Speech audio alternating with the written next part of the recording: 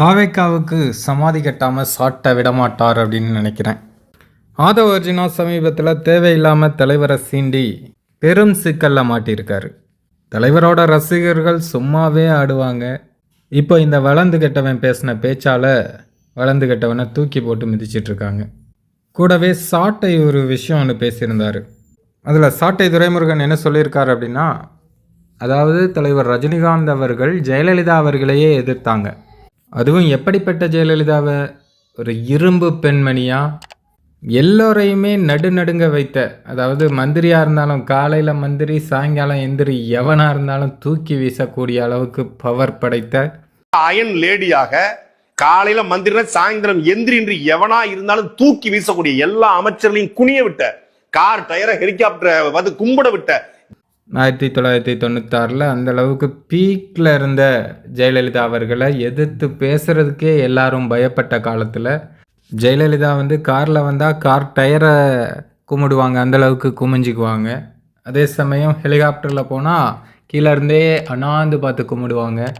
அந்த அளவுக்கு எல்லாரையும் கண்ட்ரோலில் வச்சுருந்த ஜெயலலிதாவை எதிர்த்து ஒரு நடிகராக சூப்பர் ஸ்டார் ரஜினிகாந்த் அவர்கள் இனிமேலும் ஜெயலலிதா அவர்களுடைய ஆட்சி வந்ததுன்னா அந்த ஆண்டவனாலும் தமிழ்நாட்டை காப்பாற்ற முடியாது அப்படின்னு பேசினார்.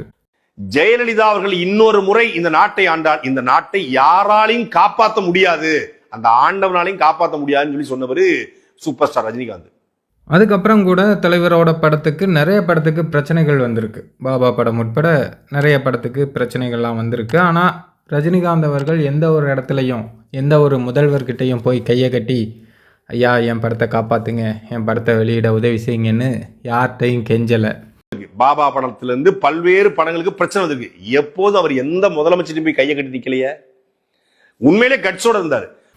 அது கட்ஸா, அது மன வலிமையா, அல்லது தலைவா படத்தில் ஒரு சின்ன பிரச்சனை வந்த உடனே அம்மா தாயே அப்படின்னு கை கட்டி நின்னாரே உங்கள் விஜய், அது கட்ஸா அப்படின்னு ஒரு கேள்வியை சாட்டை துரைமுருகன் கேட்டிருக்காரு. வளர்ந்து கெட்டவன் முடிஞ்சா இதுக்கு பதில் சொல்லட்டும். ஆனா ஒரு படத்துடைய பிரச்சனை வந்திருக்கு, கையை கட்டி போய் நின்று அணிலா மாறினது நீங்களா ரஜினிகாந்தா? மன வலிமை உங்களுக்கு இருந்துச்சா ரஜினிகாந்துக்கு இருந்துச்சா?